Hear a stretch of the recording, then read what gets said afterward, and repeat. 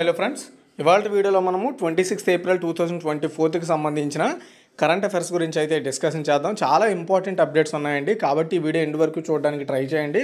వాటన్నింటి గురించి కూడా ఈ వీడియోలో క్లారిటీగా డిస్కషన్ అయితే చేద్దాము. సో ఫస్ట్ క్వశ్చన్ మనం గమనించినట్టయితే United nations global report on food crisis 2023 ప్రకారము 59 దేశాలు మరియు భూభాగాల్లో ఎన్ని మిలియన్ల మంది ప్రజలు తీవ్రమైన ఆకలితో బాధపడుతున్నారు అనేది క్వశ్చన్ అండి. సో నేను అసలు ఈ మ్యాటర్ మీరు చెప్తే నమ్మరు. ఈ ఒక్క మ్యాటర్ కోసం నేను అరగంట టైంని అయితే కన్జ్యూమ్ చేశాను. ఎందుకు కన్జ్యూమ్ చేశానో మీకు క్లారిటీగా చెప్తాను. మనం ఎంత అభివృద్ధి చెందిన దేశాలు, అభివృద్ధి చెందుతున్న దేశాలని చెప్పుకుంటున్నాం. ఇంకా మన దేశంలో, మన ప్రపంచవ్యాప్తంగా కేవలం 59 దేశాల్లోనే 282 మిలియన్ల మంది, అంటే 28 కోట్ల మంది ఆకలితో బాధపడుతున్నారండి. అందులో ప్రధానంగా చిన్నారులు అయితే ఉండడం జరిగింది. ఇది నాకు అసలు ఈ మ్యాటర్ చదువుతుంటే నా కళ్ళల్లో నీళ్ళు తిరిగాయి అనమాట. ఏంటి, మనం ఇంకా ఆకలితో చచ్చిపోతున్న వారు ఉన్నారా, ఇంకా ఆకలికి ఇబ్బంది పడుతువారు ఉన్నారా అని అనిపించింది. సో ఇటు భారత ప్రభుత్వం లక్కీగా టాప్ 10 దేశాల్లో అయితే లేదండి, కానీ టాప్ 20 దేశాల్లో మన ఇండియా మాత్రం ఉంది. ఆకలితో ఇబ్బంది పడుతున్న వాళ్ళు ఉన్న వాళ్ళల్లో మన ఇండియా టాప్ 20లో ఉంది, టాప్ 10లో అయితే లేదు. సో ఏదైనా సరే టాప్ 20లో ఉన్నాం మనం. ఈ 59 దేశాల్లో మన దేశం కూడా ఆకలితో ఇబ్బంది పడుతున్న వారు ఉన్నారు. అందులో మన ఇండియా కూడా ఒకటి ఉంది. సో కేంద్ర ప్రభుత్వం ఎన్ని పథకాలు తెచ్చినా, ఎన్ని సంక్షేమాలు తెచ్చినా ఎందుకు అక్కడి నుండి బయట పడలేకపోతున్నాము అంటే దానికి కారణం కేవలం ప్రభుత్వాలనే మనం ఎప్పుడు కూడా నిందించకూడదు. దానికి ప్రజలు కూడా కొంతవరకు సపోర్ట్ చేయలేకపోవడం అనమాట.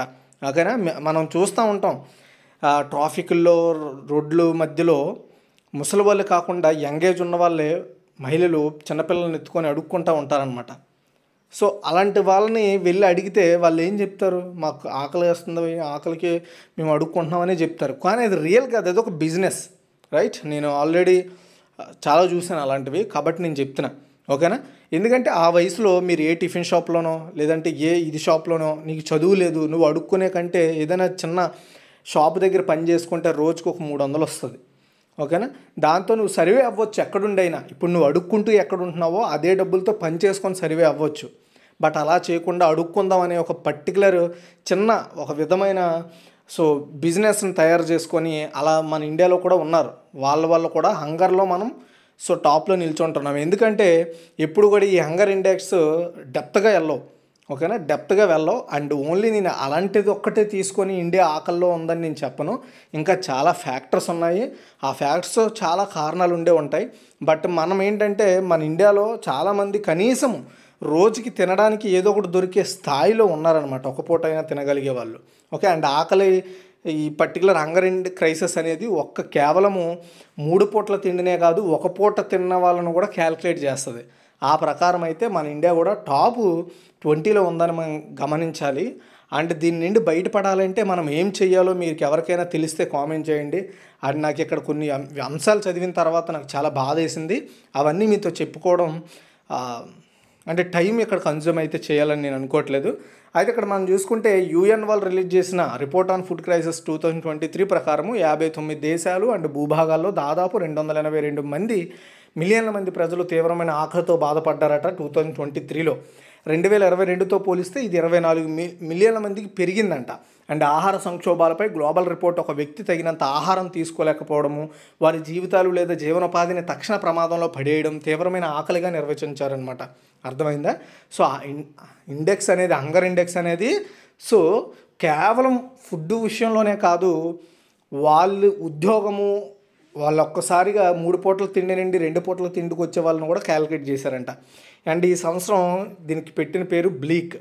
ఓకేనా, UN ఏజెన్సీలు, యూరోపియన్ యూనియన్ అండ్ ప్రభుత్వేతర సంస్థలు కలిసి అంతర్జాతీయ కూటమి కోసం దీన్ని రూపొందించారు. 2 కారణాల వల్ల 2023లో తీవ్రమైన ఆకలి ఎదుర్కొన్నారంట. ఒకటి, ఆహార భద్రత ఎదుర్కొంటున్న ప్రాంతాలు పెరగడం. రెండవది, గాజా, సుడాన్లో ఆహార భద్రత తగ్గిపోయిందనమాట. గాజా గురించి మనము ఎప్పటికప్పుడు వార్తల్లో వింటున్నాం, సుడాన్ గురించి కూడా వింటున్నాం. ఎక్కడైతే సైనిక తిరుగుబాటు ఉందో అది సుడాన్ అండి. ఇక్కడ సగం దరిద్రం అంతా ఏంటంటే మనల్ని వేరే వాళ్ళు ఎవడో వచ్చి మనల్ని హింసించడు, మన ప్రాంతంలో ఉండేవాడే మనల్ని హింసిస్తాడనమాట. ఇంకా 5 దేశాల్లో 7,05,000 మందికి పైగా ప్రజలు 5వ దశలో ఉన్నారు. ఇది అంతర్జాతీయ నిపుణులచే నిర్ణయించబడిన ఆకలి స్థాయి. 2016 తర్వాత ఇదే అత్యధిక సంఖ్య అంట. నెక్స్ట్ 5వ స్థాయి ఆకలిని ఎదుర్కొంటున్న వారిలో 80% పైగా ప్రజలు గాజాలోనే ఉన్నారు, 5,77,000 మంది. ఓకే. అండ్ దక్షిణ సుడాన్, బుర్కినా ఫోసో, సోమాలియా, మాలి వంటి ఆఫ్రికా దేశాలు కూడా కరువు ప్రమాదాన్ని ఎదుర్కొంటున్నాయండి. సో ఆహార సంక్షోభాలపై గ్లోబల్ రిపోర్ట్ గురించి మనం చూసుకుంటే, సో దీన్ని గ్లోబల్ నెట్వర్క్ కోసం ఫుడ్ సెక్యూరిటీ ఇన్ఫర్మేషన్ నెట్వర్క్ వాళ్ళు రూపొందించారండి. సో ఇది 2016 నుండి స్టార్ట్ చేశారు దీన్ని రిలీజ్ చేయడము. ప్రాంతీయ, జాతీయ స్థాయిలో ఆహార సంక్షోభాల స్థాయి, పరిమాణం యొక్క సమగ్ర చిత్రాన్ని మనకు అందిస్తారు. And global network against food crisis 2016లో European Union, FAO, UNICEF, United States of America, world food programme and world బ్యాంకే ఏర్పాటు చేసేయండి. ఓకే. అండ్ ఆహార సంక్షోభాల వ్యాప్తి, తీవ్రతమైన విశ్లేషణ, సాక్ష్యం, ఏకాభిప్రాయాన్ని మెరుగుపరచడం, వాటిని నిరోధించడానికి అంతర్జాతీయ ప్రతిస్పందనను మెరుగుపరచడం దీని ప్రధాన లక్ష్యం అని చెప్పుకోవచ్చు. సో ప్రపంచంలోనే అత్యంత చౌకైన పాస్పోర్ట్లో భారత్ పాస్పోర్ట్ ఎన్నో స్థానంలో ఉందంటే సెకండ్ ప్లేస్ అండి. ప్రపంచంలోనే అత్యంత చౌకైన పాస్పోర్ట్ అంటే చాలా తక్కువ డబ్బులకే మనం పాస్పోర్ట్ పొందొచ్చు. ఇది సెకండ్ ప్లేస్లో ఉంది మన ఇండియా. ఫస్ట్ ప్లేస్లో UAE ఉందంట, మనకంటే చౌక అక్కడ. సో UAE పాస్పోర్ట్ ప్రపంచంలో అత్యంత చౌకైన పాస్పోర్ట్ అండి. అండ్ భారతదేశ పాస్పోర్ట్ 10 సంవత్సరాలు చెల్లుబాటు ఉంటుంది. $18.07 ఖర్చు అవుతుండగా ఏడాదికి $1.81 ఖర్చు అవుతుందని ఆస్ట్రేలియాకి చెందిన ఒక సంస్థ చెప్పింది. వివిధ దేశాల పాస్పోర్ట్ల కొనుగోలు, ఫీజులు, చెల్లుబాటు, ఖర్చు, ప్రభావం, వీసా లేకుండా ప్రయాణం, ఇలా వాటన్నింటినీ పరిగణలోకి తీసుకొని ఈ యొక్క ర్యాంకింగ్ ఇచ్చారు. ఈ జాబితాలో మెక్సికో అత్యంత కాస్ట్లీయెస్ట్ పాస్పోర్ట్ అట్టండి, మెక్సికోది. ఆ తర్వాత ఆస్ట్రేలియా సెకండ్. అండ్ మెక్సికన్ పాస్పోర్ట్కు 10 సంవత్సరాలకు $231.05 ఖర్చు అయితే ఆస్ట్రేలియా పాస్పోర్ట్కు $225.78 ఖర్చు అవుతుందట. అండ్ భారతీయ పాస్పోర్ట్తో ప్రజలు వీసా లేకుండా 62 దేశాలకు అయితే ట్రావెల్ చేయొచ్చు. నెక్స్ట్ థర్డ్ వన్, ఇటీవల ఏ టెలికాం సంస్థ డేటా ట్రాఫిక్లో ప్రపంచంలోనే అతిపెద్ద మొబైల్ ఆపరేటర్గా అవతరించిందంటే ఇంకేంటి, రిలయన్స్ జియో. ముఖేష్ అంబానీ యొక్క రిలయన్స్ జియో డేటా ట్రాఫిక్లో అంటే డేటాను వినియోగించుకోవడంలో ప్రపంచంలోనే అతిపెద్ద మొబైల్ ఆపరేటర్గా అవతరించింది. చైనా మొబైల్ కంపెనీని అధిగమించి మన ఇండియన్ కంపెనీ రిలయన్స్ అయితే టాప్లో ఉందని చెప్పొచ్చు. 2G వినియోగదారులను స్మార్ట్ ఫోన్లకు అప్గ్రేడ్ చేయడం నుండి AI ఆధారిత పరిష్కారాలను ఉత్పత్తి చేయడంలో ప్రయత్నానికి నాయకత్వం వహించడం వరకు మన ఇండియాలో డిజిటల్ పరివర్తన నడపడంలో జియో పాత్రను అంబానీ నొక్కి చెప్పారు. అండ్ 2024 మార్చి నాటికి జియోకి 481.8 మిలియన్ల సబ్స్క్రైబర్స్ బేస్ ఉందట. జియో 108 మిలియన్ల వినియోగదారులతో ప్రపంచంలోనే రెండవ అతిపెద్ద 5G సబ్స్క్రైబర్ బేస్ను కూడా కలిగి ఉంది. 5G సబ్స్క్రైబర్స్ కేవలం. నెక్స్ట్ జియో నెట్వర్క్లో మొత్తం ట్రాఫిక్ 40.9 ఎక్సాబైట్లను చేరుకుంది. ఇది సంవత్సరానికి 35.2% అని చెప్పొచ్చు. ఓకేనా. సో ఇది నెక్స్ట్ ఫోర్త్ వన్, ఏ సంస్థ భారతదేశపు మొట్టమొదటి బహుళ ప్రయోజన అంటే కలిపి వేడి మరియు శక్తిని ఉత్పత్తి చేసే గ్రీన్ హైడ్రోజన్ పైలట్ ప్రాజెక్ట్ను ప్రారంభించింది? ఏ సంస్థ అంటే SJVN లిమిటెడ్ అండి. ఇది జల విద్యుత్ ఉత్పత్తిని అండ్ అదేవిధంగా పంపిణీ చేసే కేంద్ర ప్రభుత్వ సంస్థ అన్నమాట ఇది SJVN అనేది. ఇది ఇండియాలోనే మొట్టమొదటి కలిపి వేడి మరియు శక్తి అనమాట. అంటే ఒక విధంగా చెప్పాలంటే combined heat and power green హైడ్రోజన్ని ఉత్పత్తి చేసే ఒక ప్రత్యేకమైన ప్రాజెక్ట్ని జక్రీ హిమాచల్ ప్రదేశ్లోని 1500 megawatts Nathpa Jhakri hydro power స్టేషన్లో దీన్ని లాంచ్ చేశారట. ఈ ప్రాజెక్ట్ నుండి ఉత్పత్తి చేయబడిన గ్రీన్ హైడ్రోజన్ దహన ఇంధన అవసరాలను తీర్చడానికి NJHPS యొక్క అధిక వేగం ఆక్సిజన్ ఇంధనమైన HVOF పూత సౌకర్యం కోసం వాడతారు. అదనంగా ఇది 25 kW సామర్థ్యం గల ఇంధన సెల్ ద్వారా విద్యుత్తును కూడా ఉత్పత్తి చేయగలుగుతారనమాట దీని ద్వారా. అయితే భారత ప్రభుత్వ జాతీయ గ్రీన్ హైడ్రోజన్ మిషన్తో అనుసంధానించబడిన SJVN యొక్క గ్రీన్ హైడ్రోజన్ పైలట్ ప్రాజెక్టు విద్యుత్ రంగంలో గ్రీన్ హైడ్రోజన్ ఉత్పత్తిని పెంచడం కోసం, అభివృద్ధి కోసం ఈ ప్రాజెక్ట్ అనేది మెయిన్ ఇండికేటర్గా, ఒక మైల్ స్టోన్గా అయితే ఉపయోగపడుతుంది. దీన్ని బేస్ చేసుకొని చాలా సంస్థలు ఇలా గ్రీన్ హైడ్రోజన్ ఉత్పత్తి చేయడంలో పనిచేస్తాయి. దాని ద్వారా మనము ఈ నేషనల్ గ్రీన్ హైడ్రోజన్ మిషన్ని చేరుకుంటాం. దాని ద్వారా మనము గ్రీన్ హైడ్రోజన్ ఉత్పత్తి చేయడం ద్వారా మన ఇంధనం యొక్క ఏదైతే శిలాజ ఇంధనాల నుండి మనము బయటపడి గ్రీన్ ఎనర్జీస్ వైపు వస్తామన్నమాట. Next fifth one, world energy congress 2024 ఏ దేశంలో నిర్వహించబడుతుందంటే నెదర్లాండ్స్ అండి. Indian renewable energy development agency limited chairman మరియు మేనేజింగ్ డైరెక్టర్ ప్రదీప్ కుమార్ దాస్ నెదర్లాండ్స్లోని రోటర్డామ్లో జరిగిన 26వ వరల్డ్ ఎనర్జీ కాంగ్రెస్లో అయితే పార్టిసిపేట్ చేశారు మన ఇండియా నుండి. పునరుత్పాదక ఇంధన వ్యవస్థాపక సామర్థ్యంలో ప్రపంచవ్యాప్తంగా భారత్ 4th ప్లేస్లో ఉందని కూడా ఆయన అక్కడైతే చెప్పడం జరిగింది. సో ఈ పర్టికులర్గా మనం చూసుకుంటే వరల్డ్ ఎనర్జీ కాంగ్రెస్ అనేది అంటే ఎనర్జీ మీన్స్ శక్తికి సంబంధించిన విషయాలు, లైక్ ఇది గ్రీన్ హైడ్రోజన్లో కూడా ఒక వన్ ఆఫ్ ది పార్ట్ అని కూడా చెప్పొచ్చు. సో వీటి గురించి అక్కడైతే డిస్కషన్ అయితే జరుగుతుందన్నమాట. నెక్స్ట్ 6th వన్, సుబ్రహ్మణ్య ధారేశ్వర్ మరణించారు. అతను ఏ జానపద నృత్యానికి ప్రసిద్ధి చెందిన గాయకుడు అంటే యక్షగానం అండి. ప్రముఖ యక్షగాన గాయకుడు సుబ్రహ్మణ్య ధారేశ్వర్ తన 67వ సంవత్సరాల వయసులో చనిపోయారనమాట. ఆయన అద్భుతమైన గాత్రంతో భగవద్ శ్రేష్ఠుడిగా ప్రసిద్ధి చెందారు. సుబ్రహ్మణ్య ధారేశ్వర్ 46 సంవత్సరాలుగా యక్షగాన రంగంలో సర్వీసెస్ ఇచ్చారండి.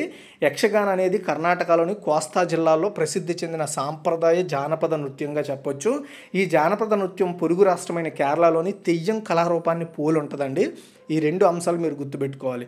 తర్వాత ఏ అంశాన్ని, ఈ కేరళ అంశము, కర్ణాటక అంశము. కర్ణాటకలో ఎక్కువ ఏ ప్రాంతంలో ఈ యక్షగానం అనేది వాడతారనేది కూడా గుర్తుపెట్టుకోండి. నెక్స్ట్ 7th వన్, ఇటీవల వార్తల్లో నిలిచిన ఇండియన్ హిస్టారికల్ రికార్డ్స్ కమిషన్ ఏ మంత్రిత్వ శాఖ కింద పనిచేస్తుంది అంటే సాంస్కృతిక మంత్రిత్వ శాఖ అండి. ఎందుకు దీని గురించి చెప్పుకుంటున్నామంటే ఈ ఏదైతే IHRC means Indian historical records commission అనేది ఒక కొత్త లోగోని అండ్ ఒక కొత్త నినాదాన్ని అయితే తీసుకుంది కొత్తగా. అంటే దానికి ఉన్న కొత్త ఓల్డ్ లోగోని మార్చేసి కొత్త లోగోని తీసుకుంది. ఆ లోగోని మీరు వీలైతే గూగుల్లో సెర్చ్ చేయండి. IHRC యొక్క కొత్త నినాదం ఏంటంటే యాత్ర, ఇతిహాసం, భవిష్యం, ప్రసక్త అనే ఒక నినాదంగా తీసుకుందనమాట. ఓకే, లోగో గురించి అయితే ఇక్కడ ఎక్స్ప్లెయిన్ చేయలేము, మీరు గూగుల్లో చూడండి. IHRC యొక్క ప్రత్యేక గుర్తింపుకు అది సూచించిన నీతిని స్పష్టంగా తెలియజేయడంలో సో లోగోని అయితే తయారు చేశారు. ఈ లోగోస్ ఎవరైనా తయారు చేయొచ్చు.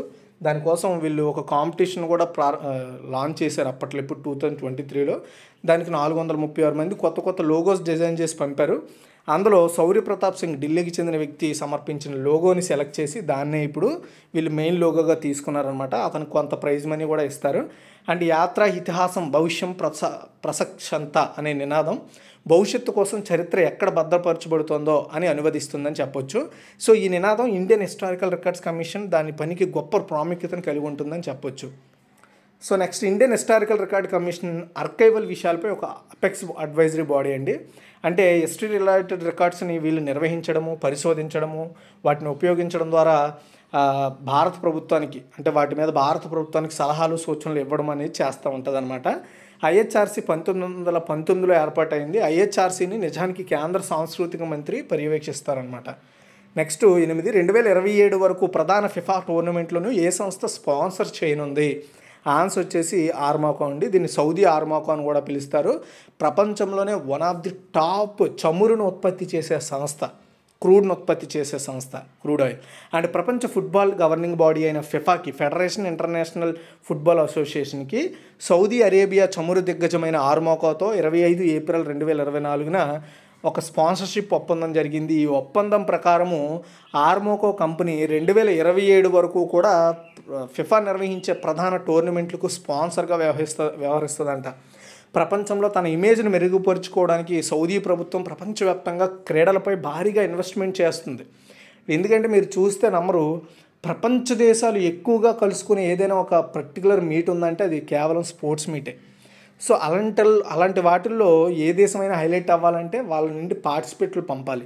సౌదీ అరేబియా పార్టిసిపేట్లను తక్కువ పంపుతుంది, బట్ వాళ్ళు స్పాన్సర్షిప్ చేయడానికి గల కారణం ఏంటంటే వాళ్ళు బిజినెస్ మోడల్ అవ్వాలనేది వీళ్ళ మెయిన్ మోటోగా చెప్పొచ్చండి.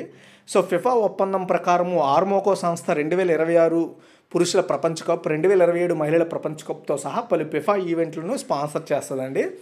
అండ్ 2023 పురుషుల ఫిఫా ప్రపంచ కప్ను సౌదీ అరేబియా ఆతిథ్యం ఇవ్వనుంది. ఈ ఈవెంట్ కోసం వేలం వేసిన ఏకైక దేశం కూడా ఇదే. అండ్ సౌదీ అరేబియా రాజధాని నగరమైన రియాద్లో 2034 ఆసియా క్రీడలకు ఆతిథ్యం ఇవ్వనుంది, అది కూడా గుర్తుపెట్టుకోవాలి. ఇంకా మనం ఈ ఆర్మోకో కంపెనీ గురించి చూసుకుంటే ఇది ఒక చమురు కంపెనీ అండి. సౌదీ ఆరామ్కో అని కూడా పిలుస్తారు. ఇది Saudi Aramco company Saudi Arabia ప్రభుత్వానికి చెందింది. ఇది చమురు, వాయువు మరియు అన్వేషణ, రవాణా రంగంలో ఉంది. ఇది పెట్రోలియం ఆయిల్ ఇతర పెట్రోకెమికల్ వ్యాపారాన్ని శుద్ధి చేసే వ్యాపారంలో పనిచేస్తుంది. ప్రపంచంలో అతిపెద్ద చమురు ఉత్పత్తి సంస్థ, ప్రపంచంలోనే అత్యంత లాభదాయకమైన కంపెనీ. ప్రధాన కార్యాలయం దహరాన్, సౌదీ అరేబియాలో ఉందండి. నెక్స్ట్ 9 ప్రపంచ మేధో సంపత్తి దినోత్సవం ఎప్పుడు జరుపుకుంటారంటే ఏప్రిల్ 26వ తారీఖు అండి. ప్రపంచ మేధో సంపత్తి కార్యాలయం యొక్క WPO 2020 అంటే ఈ 2024న 26 ఏప్రిల్ని జరుపుకుంటున్నారు 2024లో. సో ఆవిష్కరణ సృజనాత్మకత ప్రేరేపించడంతో మేధో సంపత్తి పాత్రను హైలైట్ చేస్తుందన్నమాట. ఇంటలెక్చువల్ ప్రాపర్టీ అంటాము. సో ఐపీని. ప్రపంచ మేధో సంపత్తి దినోత్సవం థీమ్ ఏంటంటే ఐపీ మరియు SDGలు, ఆవిష్కరణ సృజనాత్మకతతో మన ఉమ్మడి భవిష్యత్తులు నిర్మించడం. ఐపీ అనేది SDGs building our common future with innovation and creativity. ప్రపంచ మేధో సంపత్తి దినోత్సవం ఆవిష్కరణ వ్యవస్థాపకులు, ఐపీ కార్యాలయాలు, ఇతర వాటాదారులు ఆర్థిక అభివృద్ధికి, సామాజిక శ్రేయస్సుకు దోహదపడే ఐపీ పరిష్కారాలను అన్వేషించడానికి, ప్రోత్సహించడానికి ఒక అవకాశాన్ని ఇస్తుందని చెప్పొచ్చండి. సో ఇంటలెక్చువల్ ప్రాపర్టీ అంటే మనం ఏదైనా ఒక వస్తువును తయారు చేయడానికి మన ఆలోచన, వీటన్నింటి మీద మనకు హక్కులు ఉన్నాయని తెలియజేయడం ప్రత్యేకంగా ఈ డే యొక్క మెయిన్ ఉద్దేశం అని చెప్పొచ్చు. నెక్స్ట్ 10 అంతర్జాతీయ చెర్నోబిల్ విపత్తు సంస్మరణ దినోత్సవం లేదా స్మారక అని కూడా చెప్పొచ్చు. ఈ దినోత్సవాన్ని ఎప్పుడు జరుపుకుంటామంటే ఏప్రిల్ 26 అండి. సో మీరు చెర్నోబిల్ అనే ఒక పర్టికులర్ మూవీ కూడా ఉంటుంది, వీలైతే మీరు చూడొచ్చు, తెలుగులో కూడా ఉంది అవైలబుల్గా. ఎవరైనా చూడాలనుకుంటే చూడొచ్చు, అందులో ఉందో తెలియదు. ఆ సినిమా చూస్తే అసలు చెర్నోబిల్ అనేది ఏంటనేది ఈ లేటెస్ట్ జనరేషన్ వాళ్ళకి తెలుస్తుంది. కొంతమందికి లైక్ 90sలో ఉండే వాళ్ళకి కొంత ఐడియా ఉంటుంది, జనరల్ నాలెడ్జ్ మీద ఐడియా ఉండే వాళ్ళకి. లేదు ఇప్పుడిప్పుడే మేము పుస్తకాలు పట్టుకున్నాం అనుకునే వాళ్ళు ఒకసారి గూగుల్ చేయండి. సో చెర్నోబిల్లోని అణు రియాక్టర్ ప్రమాదం వల్ల అప్పుడు లక్షల మంది జంతువులు, పంటలు, ఆ ప్రాంతంలో మౌలిక సదుపాయాలు అన్నీ నాశనం అయ్యాయి. రేడియో ధార్మిక మూలకాల వల్ల అక్కడ చాలామంది చనిపోయారు. ఇప్పటికీ ఆ ప్రభావం అక్కడ ఉందని చెబుతూ ఉంటారు. ఇది 1000 సంవత్సరాల వరకు కూడా అక్కడ ఉంటుందండి. ఇది 26న జరిగింది కాబట్టి దాన్ని గుర్తు చేసుకుంటూ ఈ డేని సెలబ్రేట్ చేస్తారనమాట. 1986లో చెర్నోబిల్ వద్ద అణు విపత్తు జరిగిందండి. సో అణు విద్యుత్ ప్లాంట్ యొక్క 20 సెకండ్ల సాధారణ షట్డౌన్ టైంలో బెలారస్, ఉక్రెయిన్, రష్యాలతో కూడిన సోవియట్ భూభాగంలో రేడియో ధార్మిక మేఘం వ్యాపించడానికి దారి తీసిందనమాట. దీని ద్వారా 5,20,000 చదరపు కిలోమీటర్ల భూభాగాలు కలుషితమయ్యాయి. 2016లో ఈ డేని జరుపుకోవాలని ఐక్యరాజ్య సమితి అయితే ప్రతిపాదించడం జరిగిందండి. సో ఇది ఓవరాల్గా అప్డేట్. Thanks for watching. ఈ వీడియో చూసినందుకు షేర్ చేయండి, లైక్ చేయండి. మరిన్ని అప్డేట్స్ కోసం మన ఛానల్ సబ్స్క్రైబ్ చేసుకొని ఫాలో అవుతూ ఉండండి.